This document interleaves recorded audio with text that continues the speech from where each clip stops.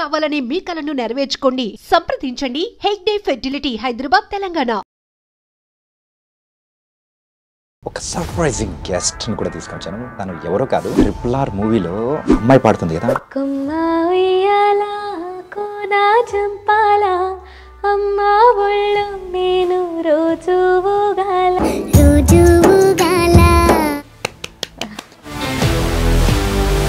సూపర్గా పాడేది సార్. ఒక్కసారిగా అంటే నువ్వు పాడుతూ ఉంటే నాకు ఆ ఫ్రేమ్స్, ఆ చిన్న పాప చేతి మీద గీసేది అన్నీ అలా ఒకసారి తీసుకెళ్ళిపోయావు. ఇంత మంచి సాంగ్ పాడావు, మంచి ఫేమ్ వచ్చింది. దాని తర్వాత ఇంకేమన్నా మూవీస్లో పాడారా? హనుమాన్లో పాడాను, తర్వాత అంటే సుందరానికిలో పాడాను. ఎందుకు ఆ మూవీస్ వచ్చి కూడా నియర్లీ 2-3 ఇయర్స్ అవుతుంది. సో తర్వాత ఎందుకు ఎక్కువ మూవీస్ చేయలేదు? ఇప్పుడు నా ఫేవరెట్ సాంగ్ ఒకటి ఉంది, అది పాడగలుగుతారా? గుణ మూవీలో ఒక సాంగ్ ఉంటుంది, కమ్మని. యా. కమ్మని ఈ ప్రేమ లేఖనే రాసింది హృదయమే.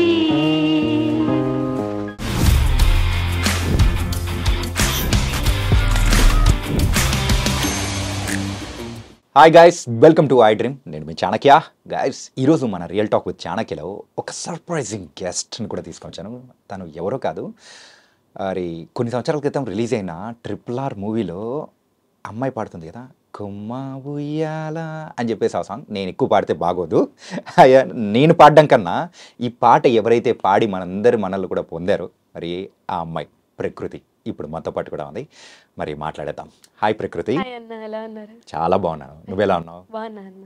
చిన్నపిల్ల కాస్త పెద్ద ప్రకృతి అయినట్టుంది. ఎలా ఉన్నావు, ఏంటి సంగతి, ఏం చేస్తున్నావు? ఇప్పుడు ఇంటర్ ఫస్ట్ ఇయర్ అయిపోయిందన్న, సెకండ్ ఇయర్ స్టార్ట్ అయింది. ఓకే. అంటే ఆ సాంగ్ పాడేటప్పుడు నీ వయసు ఎంతమ్మా? అప్పుడు 9 years అన్న. 9 years పాడినప్పుడు, రికార్డ్ చేసినప్పుడు. మరి ఇప్పుడు ఆ సాంగ్, ఆ వాయిస్ ఇప్పుడు వింటూ ఉంటే నీకు ఎలా అనిపిస్తుంటుంది? అంటే ఇప్పుడు ఆ వాయిస్ నాకు లేదు, అంటే చిన్నప్పుడు వాయిస్ ఫుల్ మారిపోయింది కాబట్టి ఇప్పుడు ఆ వాయిస్ లేదు. సో అలా పాడాలంటే నేను నా వాయిస్ని మిమిక్ చేయాల్సి వస్తుంది. అలా చిన్నప్పుడు కొమ్మ ఉయ్యాల పాడాలి. ఓకే. మరి ఇప్పుడు మా కోసం ఏమైనా పాడగలుగుతావా? మిమిక్ చేస్తావా లేకపోతే నార్మల్ పాడేస్తావా?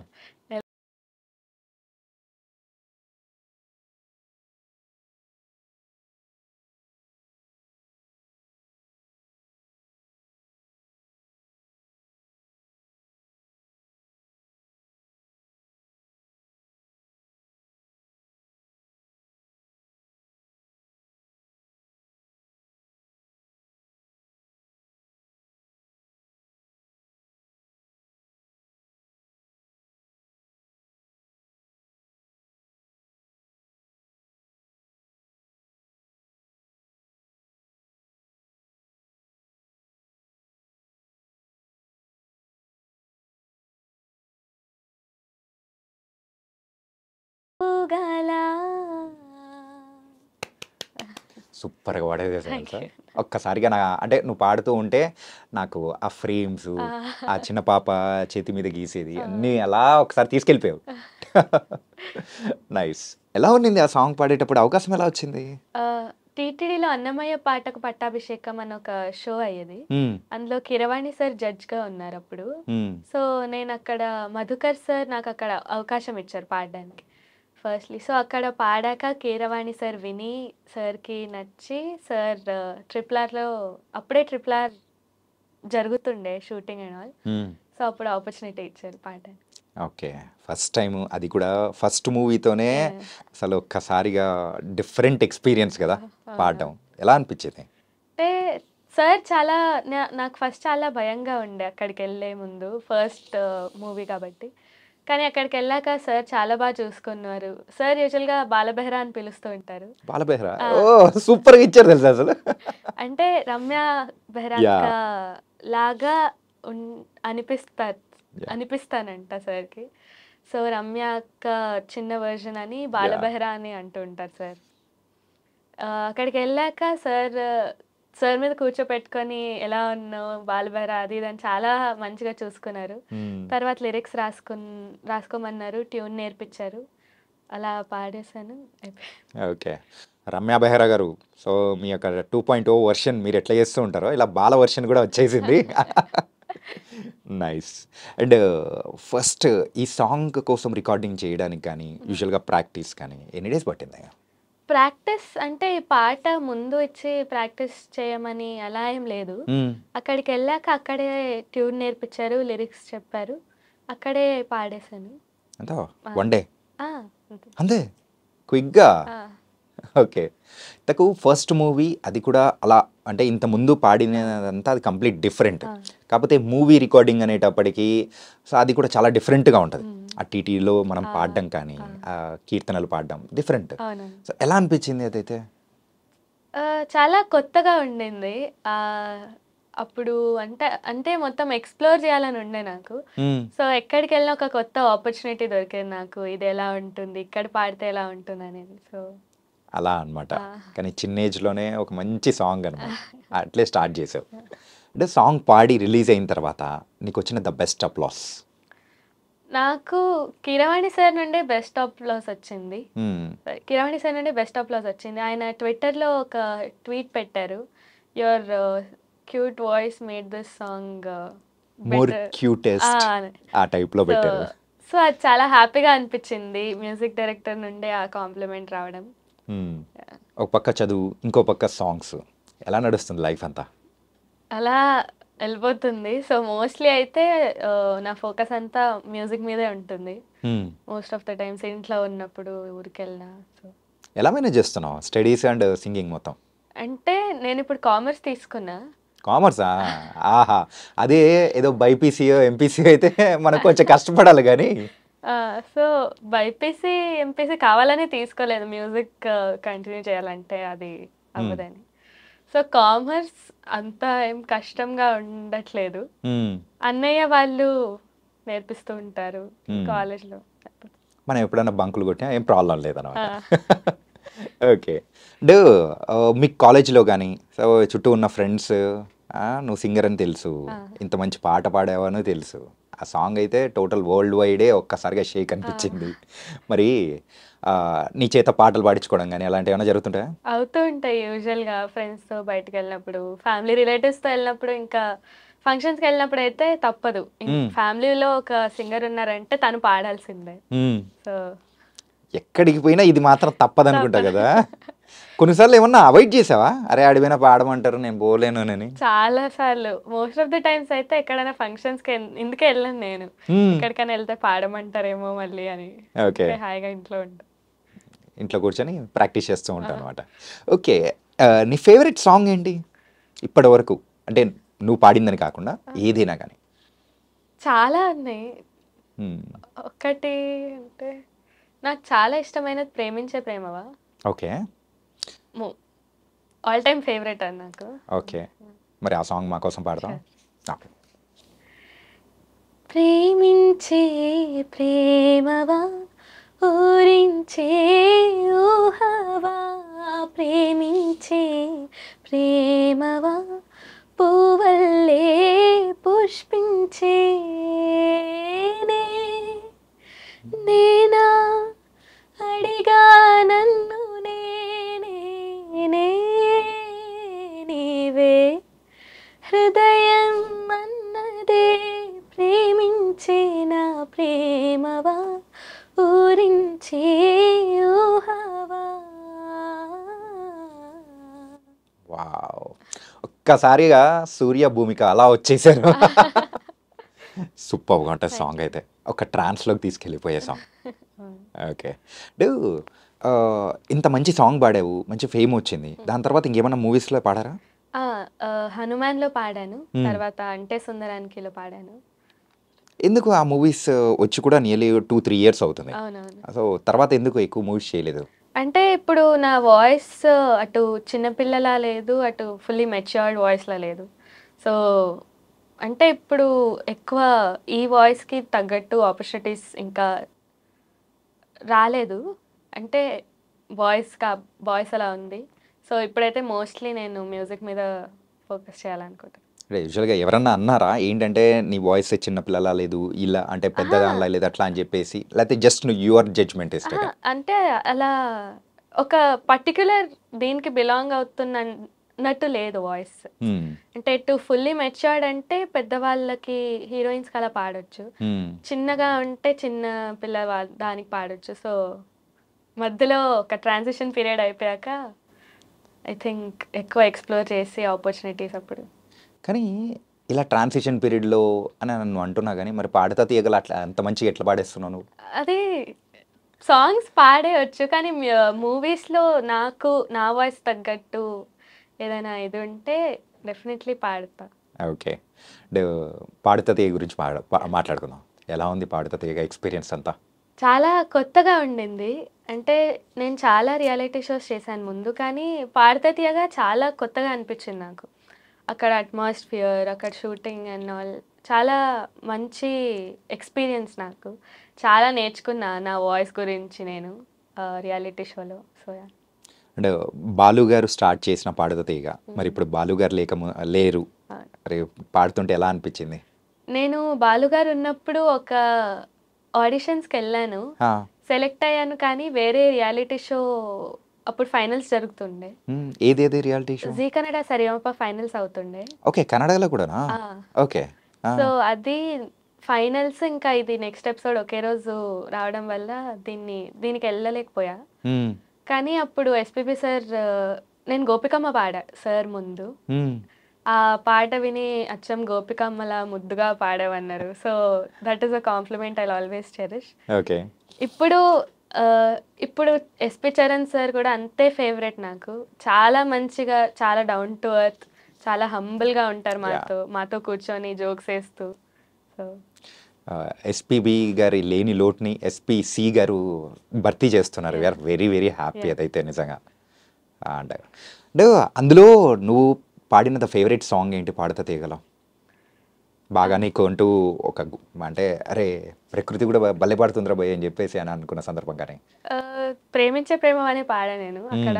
శివశంకరి, జల్లంత కవ్వింత, విధాత తలుపున చాలా ఇష్టం నాకు, బాలు సర్ది. ఓకే. మీకు ఎక్కువగా ఈ మ్యూజికల్ అంటే లైన్లోకి రావాలని సో ద ఇంట్రెస్ట్ ఎక్కడి నుంచి మొదలైంది? నాకు అసలు ఇంట్రెస్ట్ లేకుండే. ముందు 4.5 years అలా ఉన్నప్పుడు అమ్మనే జాయిన్ చేశారు, గ్రాస్పింగ్ పవర్ ఉంది అని అనుకొని. అంటే ఎక్కువ భగవద్గీత శ్లోకాస్ అవన్నీ త్వరగా గ్రాస్ప్ చేసి బై హార్ట్ పాడేసేదాన్ని నేను. సో అమ్మ అప్పుడు గ్రాస్పింగ్ పవర్ ఎక్కువ ఉందని మ్యూజిక్ క్లాసెస్లో జాయిన్ చేశారు. అమ్మకి ఇంట్రెస్ట్ ఎక్కువ. సో అలా జాయిన్ చేశాక నేర్చుకుంటూ మెల్లగా రియాలిటీ షోస్లో పార్టిసిపేట్ చేసి అలా. ఫస్ట్ రియాలిటీ షో ఏది? నా first reality show Zee Kannada Sarigamapa. Okay. ఓ పాడుతా తీయగాకి అండ్ 2 దానిలోకి వస్తే యూ గోన్ దేర్ అన్నమాట. ఓకే. మరి మీ ఇంట్లో ఎవరైనా కానీ మ్యూజిక్ నేర్చుకున్న వాళ్ళు కానీ లేకపోతే సింగర్స్ కానీ అలా? లేదు అసలు ఏం చేస్తుంటారు మరి పేరెంట్స్? అమ్మ హౌస్ వైఫ్, డాడీ బిజినెస్. ఎక్కడ? బళ్ళారి. బళ్ళారిలో ఉంటే ఇదే బెనిఫిట్. అటు తెలుగు వచ్చేస్తుంటది, ఇటు కన్నడ వచ్చేస్తూ ఉంటుంది. 2 స్టేట్స్ని బాగా కవర్ చేస్తున్నాం మధ్యలో ఉండి. ఓకే. అంటే ఇప్పుడు నీకు కన్నడ పాటలు పాడడం బాగా ఇష్టమా లేదా తెలుగా? అలా అనేం లేదు, రెండు ఇష్టమే. ఓకే, అంతేనా? అంతే. అంటే రెండు ఈక్వల్లీ ఇంపార్టెంట్ అండ్ ఇష్టం నాకు అలా. కానీ ఎక్కువ తెలుగు ఇండస్ట్రీలోనే ఉన్నా నేను మోస్ట్లీ. ఫస్ట్లో ఒక 2 years కన్నడ రియాలిటీ షోస్లో అలా పార్టిసిపేట్ చేశాను, కానీ ఆఫ్టర్ దాట్ మోస్ట్లీ తెలుగు ఇండస్ట్రీలోనే ఉన్నా. సో ఇప్పటి వరకు ఎన్ని రియాలిటీ షోస్లో పాల్గొన్నారు మీరు? ఒక 6 to 7 అనుకుంటా. 6 to 7. మరి ఈ 6 to 7లో సో నీకు ద బెస్ట్ అనిపించింది, the best experience and wow అని అనిపించిన సందర్భం ఏంటి? అంటే వావ్ అని అనిపించింది బోల్ బేబీ బోల్లో. ఓకే. అక్కడ నా వాయిస్ అప్పుడు చాలా చిన్నగా ఉండే. సో అప్పుడు ఏ సాంగ్స్ ఇచ్చినా నేర్చుకొని శివన్న నాకు నేర్పించేవారు, నా మెంటర్ అక్కడ. ఓకే. సో ఆయన నాకు ఎంత బాగా నేర్పించి అక్కడ పాడేసేదాన్ని. కానీ ఎక్కువ నేను నేర్చుకున్నది అంటే పాడుతా తీయగల. ఏంటి అంత డిఫరెన్స్? అంటే ఇప్పుడు నా వాయిస్ చాలా కొంచెం ట్రాన్సిషన్ పీరియడ్లో ఉన్నందుకు నా వాయిస్ నాకు అర్థమయ్యేది కాదు పాడేటప్పుడు ఆన్ స్టేజెస్. ఏంటి ఇలా అవుతుంది వాయిస్, ఇక్కడ ఇలా అవుతుందని. సో అదంతా నేను నేర్చుకొని అర్థం చేసుకున్నా ఆ షోలో. ఓకే, ఈ రీజన్ వల్ల ఇలా అవుతుంది, అండ్ ఎక్కడ ఎలా పాడాలి అన్నట్టు. So it was a great learning show.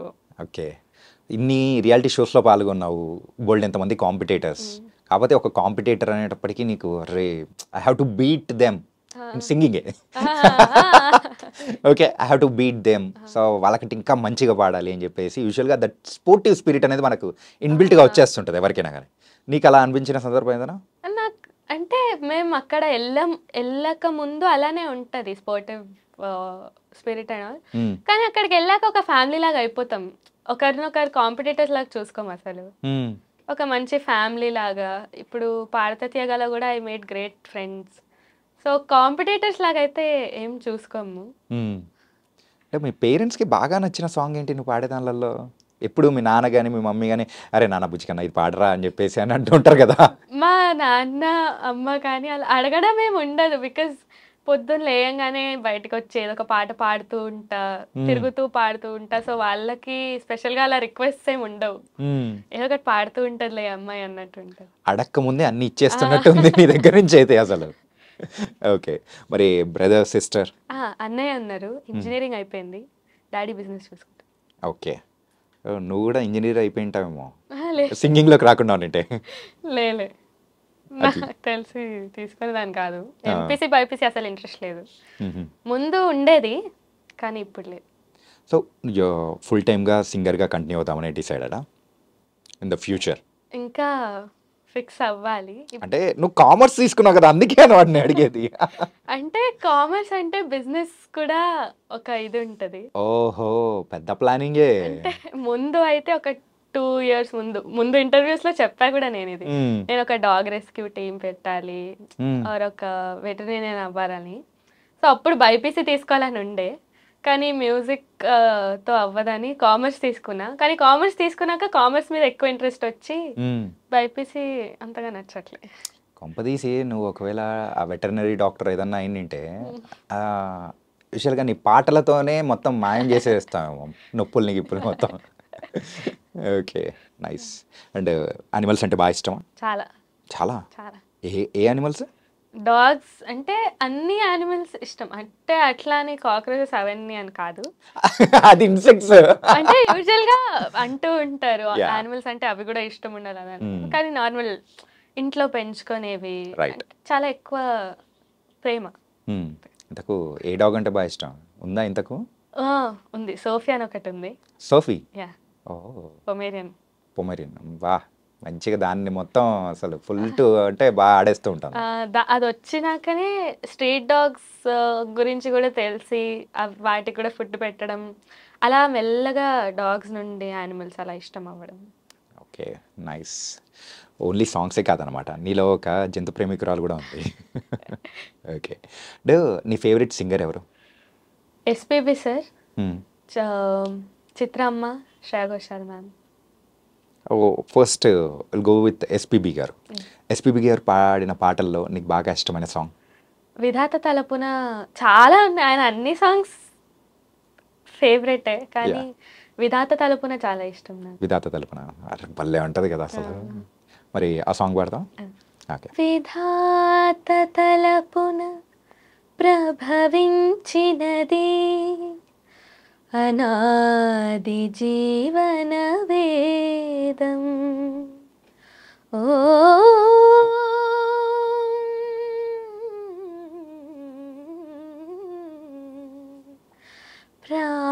ప్రాణనాడులకు స్పందననొసగిన ఆది ప్రణవనాదం, ఓ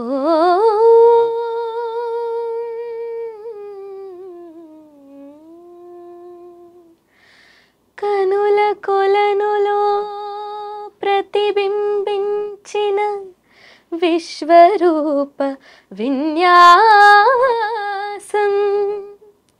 యద కనుమలలో ప్రతిధ్వనించిన విరించి విపంచి గానం,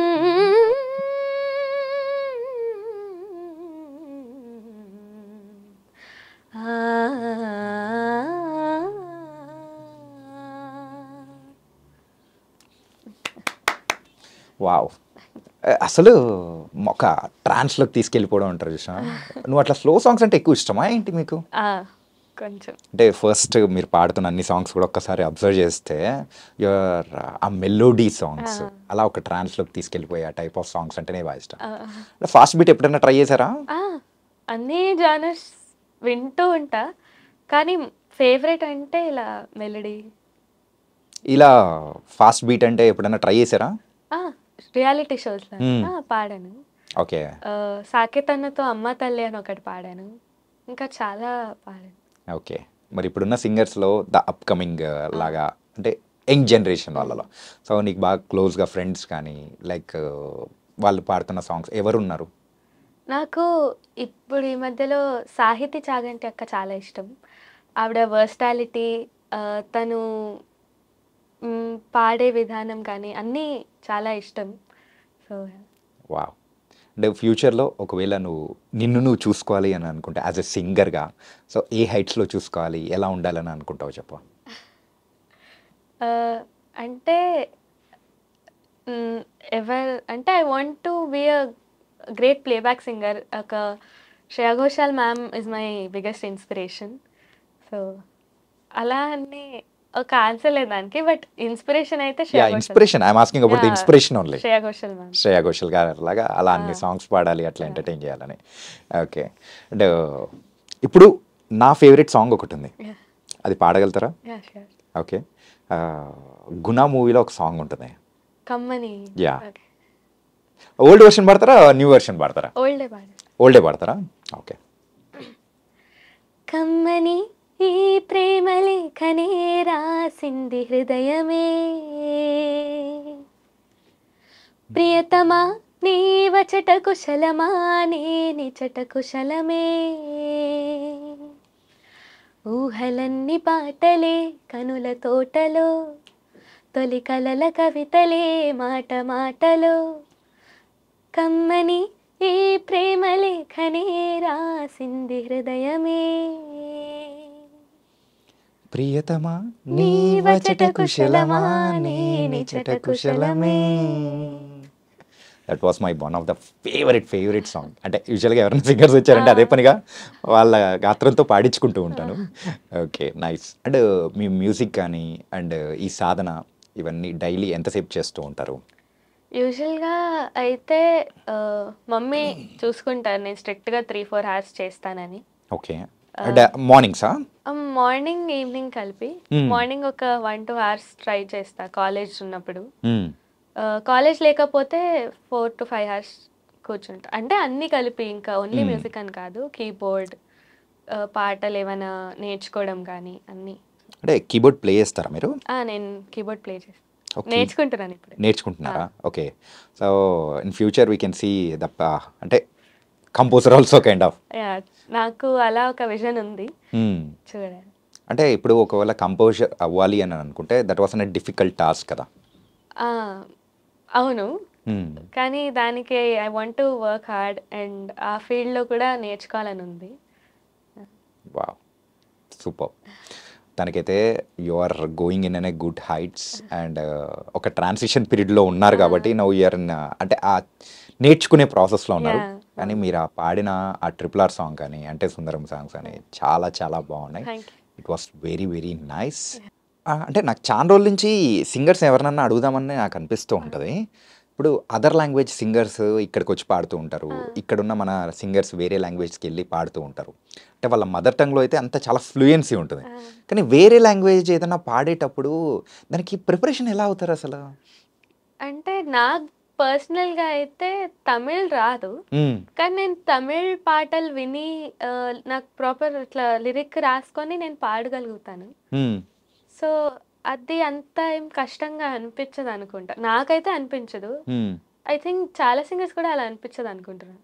అంటే అక్కడ అంటే కొన్ని పదాలకు మనకు అర్థం తెలిసింది అనుకోండి, దానిలో వచ్చే మాధుర్యం కానీ దానిని ఎట్లా అంటే సిచ్యువేషన్ తగ్గట్టు మనం మార్చగలుగుతాం. అది ఎలా మారుస్తారా సింగర్స్? నాకు అదే ఆశ్చర్యం వేస్తుంది. ప్లేబ్యాక్ చేస్తున్నప్పుడు మ్యూజిక్ డైరెక్టర్స్ కానీ లిరిసిస్ట్ కానీ ఎక్స్ప్లెయిన్ చేస్తారు, నేను చూసినంత వరకు అయితే. ఎక్స్ప్లెయిన్ చేసి ఈ వర్డ్ మీనింగ్ ఏంటి, దాన్ని ఎలా పలుకుతారు అవన్నీ చెప్తారు. సో సో దాని తగ్గట్టు ఆ, సో ఆ ప్రిపరేషన్స్ ఆ, అనేది కూడా చేసుకుంటూ ఉంటారనమాట. ఓకే. అంటే ఇప్పటివరకు ఎన్ని ఈవెంట్స్ ఏమైనా చేస్తూ ఉంటారా? ఆ, చేస్తూ ఉంటాం. రీసెంట్గా మన కీరవాణి గారి కాన్సర్ట్ జరిగింది కదా, ఆ, వెళ్ళారా? దానికి వెళ్ళలేకపోయా, బళ్ళార్లో ఉండే నేను అప్పుడు. మ్మ్. కానీ మిస్ అయిపోయారు ఆ, కదా. ఉన్నింటే మాత్రం సేమ్ కొమ్మ ఉయ్యాలని పాడేసిండే వాళ్ళు. మళ్ళీ ఆ తర్వాత అది జరిగిన తర్వాత మళ్ళీ ఏమన్నా కిరవాణి సార్ని మీట్ అవ్వడం కానీ అలా ఏమైనా జరిగిందా? ఈ మధ్యలో ఏం అవ్వలేదు ఇంకా. ఆ, ఓకే. ఒకసారి కలవండి. మళ్ళీ ఆ, SSMB 29 వస్తుంది కదా, అందులో ఇంకొకటి ఏమన్నా మీకు యాడ్ చేస్తారు. It was very very nice. And ఎంత చక్కగా పాడుతున్నారో అంత చక్కగా ఉన్నారు. చాలా బాగా మంచి ఆన్సర్స్ ఇచ్చారు. Thank you. Really thank you so much. Thank and bye మాత్రం చెప్పట్లేదు. ఇంకొక సాంగ్ మా కోసం యూ. ఒక క్లోజింగ్ సాంగ్ అనేది మంచిగా మీకు నచ్చింది పాడేసేసి will wind up this. Okay. AR Rahman sir నా favourite composer. So really? Okay. So ఆయన కంపోజిషన్లో గుంజుకున్నా అని ఒక పాట. ఓకే. గుంజుకున్నా నిన్నే ఎదలోకే, గుంజుకున్నా నిన్నే ఎదలోకే, ఇంకా ఎన్నాళ్ళకి ఈడేరును ఈ బ్రతుకే, తేనె చూపే చల్లవునపై చిందేలా, తాళనంటోంది మనసే నీరు పడ్డ అద్దంలా, కొత్త మణిహారం కుడిసెటి గడియారం, పెద్ద పులినైనా అణిచే అధికారం, నీ వెళ్ళినాక నీ నీడే పోనంటే పోనంతే, గుండె కింద నీడొచ్చి కూర్చుందే, ఇక అది మొదలు నా మనసే తల ఉంచే ఎరగదుగా, గొడుగంచై నీడుమని నిప్పుతోందిగా, గుంజుకున్నా నిన్నే ఎదలోకే, ఇంకా ఎన్నాళ్ళకి ఈడేరును ఈ బ్రతుకే. సముద్రపు అలల పక్కన కూర్చొని మనం ఎంత ప్రశాంతతగా తెచ్చుకుంటామో అలా మీ వాయిస్ ఇక్కడ మాకు తెప్పించేశారు. Really nice Prakruthi. Thank you. And thank you. And బోల్డ్ అని మంచి సాంగ్స్ ఇంకా పాడాలి. Really thank you thank so you. Much. Thank you.